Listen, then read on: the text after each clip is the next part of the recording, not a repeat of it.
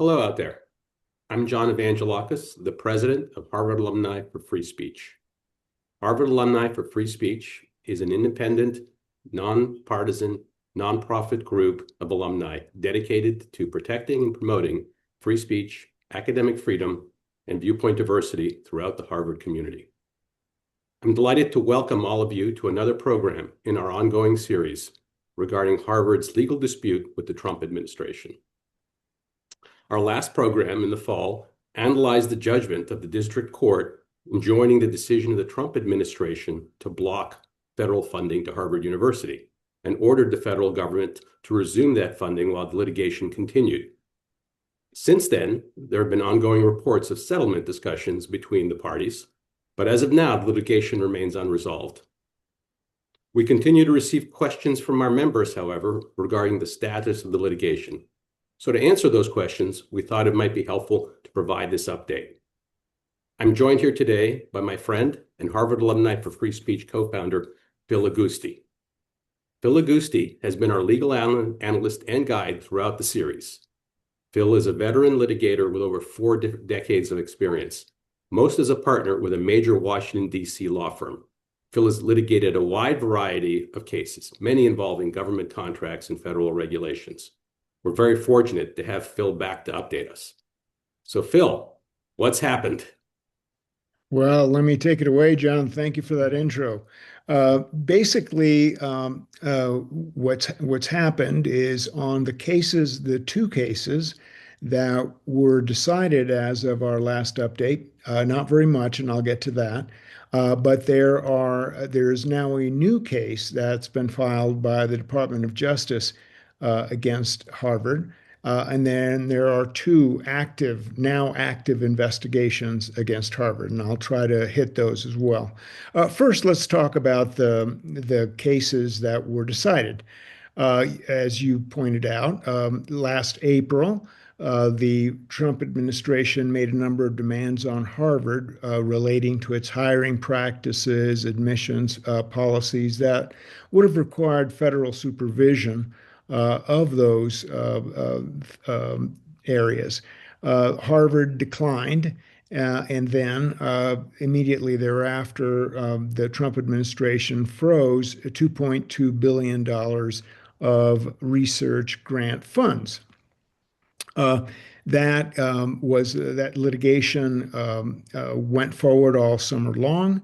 On September 3rd, Judge Allison Burroughs decided that the Trump administration's actions were unconstitutional and that they violated the First Amendment, that they violated the Administrative Procedure Act, and that they had been capricious and arbitrary actions, and on all three grounds issued an injunction. That injunction didn't harden into a final judgment. And remember, this is not a preliminary injunction, but rather a final permanent injunction until October 20 of last year. The Department of Justice, a bit surprisingly, did not seek a stay of that final judgment, but rather waited until the time for appeal was almost over, December 20th, before it filed a notice of appeal. At the same time, or while this litigation was going on, you probably recall that on May 22nd, the Trump administration revoked Harvard's certification, SEVP certification, which allows it to admit foreign students into the United States to Harvard to study at Harvard.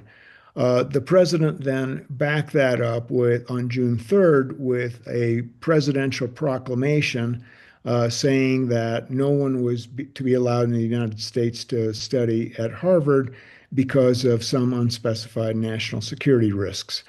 That case was also litigated very quickly because that was a case seeking a preliminary injunction. And on June 23, Judge Burroughs, the same judge, issued a preliminary injunction, and the Department of Justice filed its notice of appeal on July 1, very promptly thereafter. Again, however, the Department of Justice did not seek to stay the order. And so what's the state of play right now is that Harvard is fully receiving all of its federal grants, and it has its full power to continue to admit foreign students. Now, the reason why I talk about those two cases together is because they are being treated together on appeal. Essentially, the immigration case, the international students case, is fully briefed. It's all ready for argument. But on February 13, the Department of Justice and Harvard submitted a letter to the First Circuit asking that both cases be heard by the same panel at argument on the same day. And so there will be a delay on oral argument on the international students case. On the federal freeze case, the opening briefs are just going to begin to be filed on April 15. Given the normal course of timing, assuming no extensions, that would mean that the briefing is completed around June 16, and we could expect an oral argument sometime either late in the summer or early in the fall. And of course, after oral argument, the First Circuit has as long as it likes to render its decision. Since then, so that's the status of the two cases that have been somewhat resolved. There is a third case that was filed also on February 13 of this year by the Department of Justice against Harvard, and they filed it actually in the District of Massachusetts. This one was assigned to Judge Myung Jun. And Judge June, of course, is a Biden appointee. And the case is in its very early stages. In that case, the allegations have to do with the admissions process at Harvard, but the only allegations that the Department of Justice makes are that Harvard is slow walking the production of its documents relating to admissions. And so it seeks injunctive relief to compel Harvard to produce its admissions documents very promptly. Of course, there's also a demand for $1 billion. It's not clear why the complaint, it's only a 14-page complaint. It's not clear why $1 billion is demanded from the complaint. That, of course, would have to put in evidence for that down the road. I do note that the complaint was filed 2 weeks after President Trump demanded $1 billion from Harvard in settlement. So the Harvard in that case only has to file an answer on April 26. It received an extension from the Department of Justice to answer. So that case is going to it's in the very early stages and will presumably take a very long time to develop. But the beginning of the development will be on April 26. In addition to that, there are two investigations. Actually, late last August, Commerce Secretary Lutnick accused Harvard of not complying with its obligations under the Bayh-Dole Act. That's an act that governs federally funded patents. And he called for a comprehensive investigation of Harvard. Now, the reason why that's a concern is because that act has so-called march-in rights, and march-in rights give the government, in the event that it's able to find violations by Harvard, the right to effectively force Harvard to license the patents to whomever the government wants, or to indeed to have the government take over licensing of the patents. So it's a matter that would cost Harvard hundreds of millions of dollars in patent royalties ultimately. But of course, the litigation has not yet been filed. We're still waiting to see the results of the investigation. Finally, you'll recall that on April 15, 2025, President Trump posted on Truth Social that he thought that Harvard's tax exemption should be revoked. There was a lot of concern about that because it is clearly illegal for the president or any executive officer to request or assist the Internal Revenue Service in the investigation of any citizen on any of its tax matters. There was soon after the threat, the commissioner of the Internal Revenue Service resigned. This is the commissioner that had just been confirmed 2 months earlier. And we have not heard much about it because any such investigation would be private. But the press reports that indeed an investigation has been ongoing and that some result is expected in the near future. So that's quite a bit, but that is sort of the wrap up of where we are right now. And I'd be pleased to answer any questions that you might have, John, to follow up. Yeah. Well, thank you. That's a very excellent and thorough review, Phil. Maybe we just step back a second here. I mean, it's as a lawyer, it's all fascinating, interesting, but let's give some practical perspective here. Looks to me, and I'm not a litigator, but it looks to me that a lot of this is, could just be a way of the government trying to exert pressure to try to get a favorable settlement. And you're a longtime litigator, so you tell us how this process works. Obviously, when private parties are in litigation, within the confines of ethics, you may throw all possible causes of action that you have against somebody in order to try to get to a reasonable conclusion, short of trial. Most cases don't actually go to trial.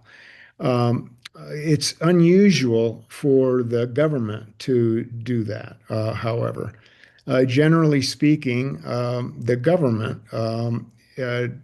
tries to make a determination as to whether there has been a violation by the citizen and then proceeds. And the government may be quite stiff in its procedure, but generally speaking, you don't have a situation where investigations materialize against the same actor just because you're involved with them in litigation. But if you were to view the federal government as being just a private litigant, I suppose that this would be an area where they're seeking weakness any way they can. No, that's great. So when I want to keep this relatively short, but just one more question for anybody who's watching this. Putting an absent settlement in the near future. So then what are the next major milestones that people should be, looking to or thinking about? Sure. On the two active cases, basically the thing to look for is for the First Circuit to schedule oral argument. That won't happen until after the final briefs are filed in the middle of June. So I would expect sometime in late June, early July, the First Circuit will set oral argument on the two cases that have been decided. So that's the next thing there. The lawsuit regarding Harvard's alleged failure to turn over documents, there has been no request for immediate injunctive relief. And so it's a bit odd. Typically, in a situation like this, the Department of Justice actually would seek to enforce a subpoena rather than bring a separate lawsuit. And typically, you would get a response to the enforcement of a subpoena more quickly than you would in a situation where you file a separate lawsuit. But the Department of Justice has chosen to go in this way, perhaps to get a $1 billion verdict. which I think is somewhat unlikely. But in any event, that's going to be very slow moving unless the government files a motion for a preliminary injunction and or a temporary restraining order. And if they were going to do that, they would have done so by now. So I just think that one's going to be very slow developing. The investigations could pop anytime, and then we would have a couple of additional a patent law issue and a tax law issue. But um, let me just quickly say that in the 45 years that the Bayh-Dole Act has been in force, not a single time has the federal government sought to enforce its march-in rights. And so I think it's somewhat unlikely that we would that Harvard's very worried about that litigation. Similarly, tax observers, not me, but people who actually know something about tax law, have suggested that there doesn't seem to be much of a legal basis for challenging Harvard's tax exempt status. And so those investigations could pop and they could make a substantial news. Certainly, the newspapers would carry it very vigorously, but as a lawyer, I'm not sure that Harvard should be that concerned about those. One final question, and this may be too detailed for maybe some of our listeners, but it's interesting. So on the document case, do you know offhand, is there a time limit that Harvard or any university is supposed to actually turn these documents over? Or is this a matter of the scope of the review and how reasonable it is? And Well, I guess I'd add to that one other question. I mean, again, I'm not a litigator, but I would have thought that the way this is done is for the parties to sit down, there'd be a partial disclosure of some of the information, and then the parties would kind of resolve, how when and how the rest should be produced. well, I think you're not wrong. It is certainly unusual to bring a lawsuit for $1 billion for failure to produce documents in a timely basis. So actually, the complaint, the 14-page complaint, doesn't allege that Harvard has not produced documents. It alleges that Harvard has not produced all the documents that it's been asked for, and that it has been literally, the words in the complaint are Oh, slow walking compliance. And so basically, the thrust of the 14-page complaint is that Harvard is dragging its feet in producing documents. Typically, the Department of Justice has many subpoena tools. So typically, you would issue a subpoena and go to enforce a subpoena. But for some reason, or maybe a technical reason that I'm not aware of, they decided to file a lawsuit for that seeks not only the documents but also $1 billion. well, that's great. Well, thank you. Thanks, Phil. That's terrific. And I mean, it's certainly helped my understanding in terms of what's going on. I'd like to conclude today's program by thanking all of those of you who are watching, and thanking in particular all of our members who provide us with the financial support that we need to be able to offer programming like this. Please sign up for the Harvard Alumni for Free Speech newsletter or check our website for continuing analysis of the litigation and other developments affecting Harvard and the Harvard community. If you have any questions regarding the litigation or any other activities of Harvard Alumni for Free Speech, please don't hesitate to reach out to us. Thank you very much. Okay, I think that's it.